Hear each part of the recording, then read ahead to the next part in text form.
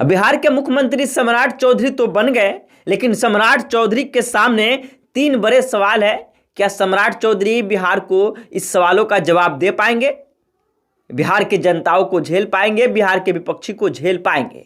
पहली सवाल तो एक कि जैसे ही कल सम्राट चौधरी का नाम ऐलान हुआ कि सम्राट चौधरी बिहार के नए मुख्यमंत्री होंगे भारतीय जनता पार्टी से, एनडीए दल से, तो सभी के दिमाग में एक ही चीज आया कि क्या सम्राट चौधरी 7वीं फेल है? जिस तरीके से विपक्षी दल के नेता तेजस्वी यादव को नवी फेल कहा जाता है, तब तेजस्वी यादव ने अब भरे मंच से जवाब दिया कि मुझे तो नवी फेल कहा जाता है। अरे भाई, मैं नवी फेल नहीं, 9वीं पास हूं, मैं कभी फेल हुआ ही नहीं। लेकिन क्या सम्राट चौधरी के डिग्री की जांच होगी? उनके साथ बैठे विधायक हो तब, उनके साथ कार्य कर रहे कार्यकर्ता हो तब, कभी एक बार जो समय था जब सम्राट चौधरी पर उन्होंने वार किया था और कहा था कि सम्राट चौधरी 7वीं फेल है।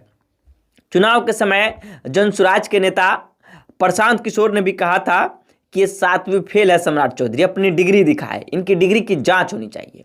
पहली सवाल तो ये, क्या सम्राट चौधरी से बिहार की जनता को उम्मीद था? जैसे ही सरकार एनडीए ने अपनी 202 सीट के बहुमत के साथ सरकार बनाई तो बिहार की जनता ने कहा था कि बिहार में योगी मॉडल लागू हो। तब क्या योगी मॉडल बिहार में लागू होगा? सम्राट चौधरी बिहार के जनता के सवालों पे, जनता के उम्मीदों पर खरा उतर पाएंगे क्या? तीसरा जो सबसे बड़ा सवाल है, जिसको लेकर विधानसभा चुनाव के दरमियान सम्राट चौधरी की पूरी बखिया बिखेर दी गई थी, वह कोई और नहीं बल्कि जनसुराज के नेता प्रशांत किशोर थे। और प्रशांत किशोर ने सम्राट चौधरी का एक एक पोल खोल के रख दिया था और तारापुर के जनसुराज के जो प्रत्याशी थे उनको रात रात खरीद लिया गया था, ये कहिए तब, या उनको डरा धमका दिया गया था तो ये कहिए तब, या सम्राट चौधरी के डर से जनसुराज के प्रत्याशी सरेंडर कर गए थे, ये कहिए तब। 3 सवाल है कि सम्राट चौधरी अब जनसुराज के नेता प्रशांत किशोर को जवाब देंगे क्या? जिस तरीके से वह कहते थे कोई भी भ्रष्टाचारी हो वो जमीन पर रहे या पताल में रहे, ढूंढ कर हम निकाल देंगे, या तो उनको सरेंडर करना होगा या तो उनका पिंडदान गया जी में होगा। तो 3 बड़े सवाल है। एक सवाल यह है कि बिहार में शराबबंदी लागू है, बिहार में शराब न पिया जाता है, न बेचा जाता है, न खरीदा जाता है, न उत्पादन किया जाता है। तो क्या बिहार में यह जिद था नीतीश कुमार का?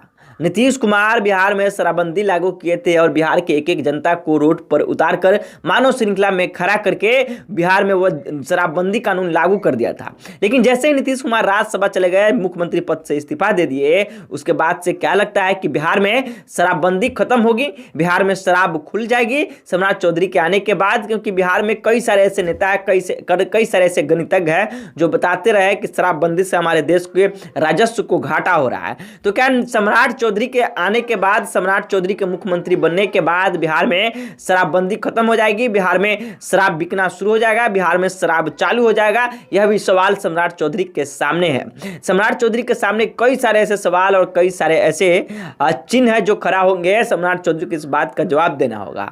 कई सारे जो गणितज्ञ है, कई सारे जो राजनीतिक पंडित है, अब सम्राट चौधरी के सामने कई सारा अध्याय खड़ा कर दिया है कि सम्राट चौधरी मुख्यमंत्री तो बन गए, क्या वही सम्राट चौधरी, वही एनडीए दल, वही भाजपा दल तेजस्वी यादव को 9वीं फेल कहा करते थे, तो क्या अपनी डिग्री का जांच करवाएंगे क्या?